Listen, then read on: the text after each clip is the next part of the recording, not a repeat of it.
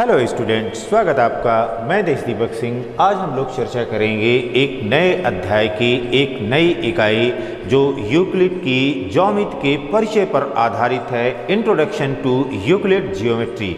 अब यहाँ पर देखिए, इस अध्याय को पढ़ने के लिए सबसे पहले हमको ये ध्यान में रखना है कि किन बिंदुओं पर हमने चर्चा करना है। तो सबसे पहले इस यूक्लिड ज्यामिति के परिचय आधारित पाठ में सबसे पहले हमको इतिहास देखना है, हिस्ट्री देखना है। फिर इसके पश्चात यूक्लिड की अभिग्रहित क्या है या एक्सियम्स क्या हैं, फिर अभिधारणाएं क्या होती हैं या पोस्टुलेट्स क्या होते हैं, उनके संबंध में चर्चा किया जाएगा। तत्पश्चात हम लोग ज्यामिति से संबंधित जो विभिन्न प्रकार के टर्म्स हैं या पद हैं जिनका आज हम अपने दैनिक जीवन में बहुत ज़्यादा उपयोग करते हैं, जैसे हम बिंदु किसे कहते हैं, रेखा किसे कहते हैं, रेखाखंड किसे कहते हैं, समांतर रेखाएं क्या होती हैं, इन सब पदों के संबंध में चर्चा करेंगे। इसके पश्चात हम रेखाओं से संबंधित जो परिणाम हैं उन रेखाओं से संबंधित परिणामों की चर्चा करेंगे। तो यहाँ पर इसी बिंदु पर पूरा का पूरा पाठ यहाँ पर आधारित है और इस लेक्चर में केवल हम इंट्रोडक्शन की चर्चा करेंगे या केवल परिचय आधारित बातों की हम यहाँ पर चर्चा करेंगे।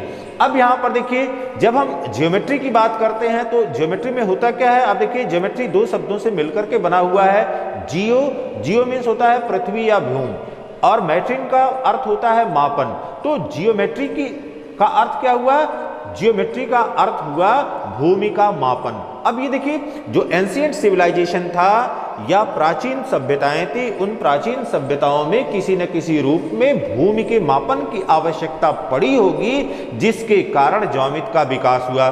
फिर प्राचीन सभ्यताओं में इसका उपयोग विविध रूपों में किया जाता था। जब हम वैदिक काल को देखते हैं तो वैदिक काल में आप देखेंगे कि वेदियों का निर्माण किस लिए? धार्मिक अनुष्ठान के लिए, यज्ञ करने के लिए किया जाता था। यह वेदियां वर्गाकार होती थी, त्रिभुजाकार होती थी या वृत्ताकार होती थी।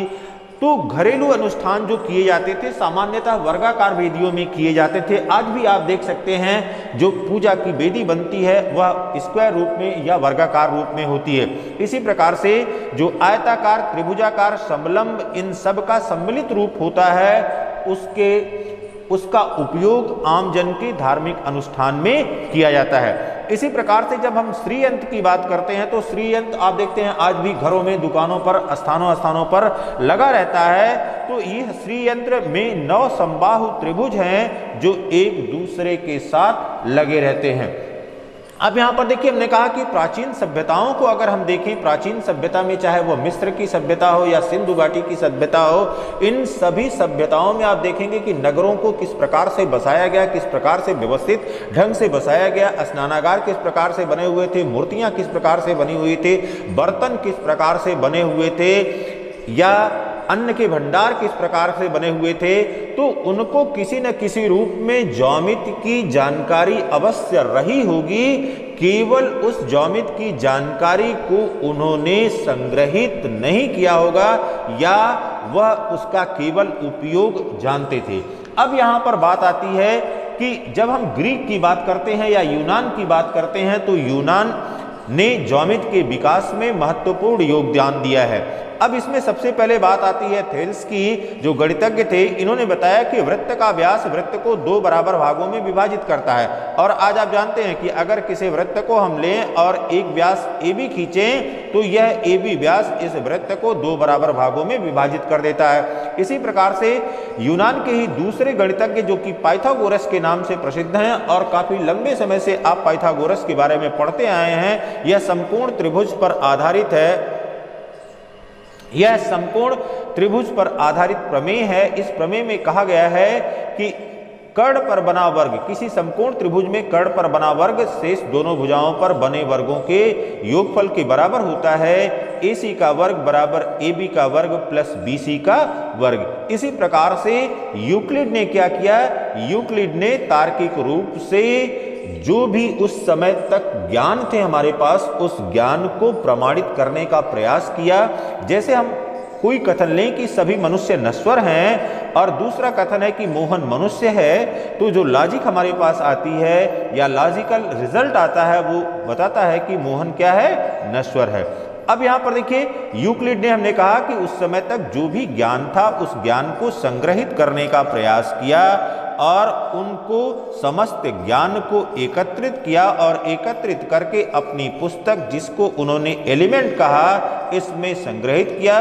इस पुस्तक में कुल 13 अध्याय हैं और प्रत्येक अध्याय को यहाँ पर पुस्तिका के रूप में जाना जाता है। अब ये देखिए जो यूक्लिड की ज्योमेट्री है या यूक्लिडियन ज्योमेट्री है वह समतल चित्रों से संबंधित जो आकृतियां हैं उन्हीं के लिए केवल सत्य होती है। जैसे यहाँ पर त्रिभुज लिया गया है, वृत्त लिया गया है, वर्ग लिया गया है, आयत लिया गया है, यह सभी समतल में बनी हुई आकृतियां हैं। इनको बनाने के लिए केवल x और y एक्सिस की आवश्यकता होती है, अन्य किसी एक्सिस की आवश्यकता नहीं होती है। फिर जब भारतीय संदर्भ को देखते हैं तो उस भारतीय संदर्भ में जिन गणितज्ञों का नाम आता है उसमें आर्यभट्ट सबसे पहले आते हैं। आप देखिए कि आर्यभट्ट ने क्या किया, पाई का लगभग स्थानों तक पता लगाया। इसी प्रकार से समबाहु त्रिभुज का क्षेत्रफल किस प्रकार से ज्ञात करते हैं इसके बारे में इन्होंने बताया। फिर पिरामिड का आयतन क्या होता है इसको निकालने की विधि बताया। अब दूसरे यहाँ पर जो गणितज्ञ हैं वह ब्रह्मगुप्त हैं, जो कि चक्रीय चतुर्भुज के क्षेत्रफल को ज्ञात करने की प्रक्रिया किस प्रकार से होती है उसके संबंध में बताया था। इसी प्रकार से भास्कर द्वितीय, इन्होंने पाइथागोरस की जो प्रमेय थी उसकी विच्छेदन प्रक्रिया या डिसेक्शन प्रक्रिया की कैसे विखंडित करके इस पाइथागोरस प्रमेय को हम समझा सकते हैं उसके संबंध में बताया था। तो यहाँ पर इस पूरे अध्याय में ज्यामिति के प्रति यूक्लिड का क्या दृष्टिकोण था उस दृष्टिकोण को हम देखेंगे और साथ ही साथ आज के वर्तमान स्वरूप से उसे जोड़ने का प्रयास किया जाएगा। तो इस पूरे पाठ में यही प्रक्रिया है कि हम यूक्लिड की ज्यामिति को समझेंगे और वर्तमान जो ज्यामिति है यूक्लिड के ज्ञान को वर्तमान ज्यामिति से जोड़ने का प्रयास करेंगे। Have a nice day.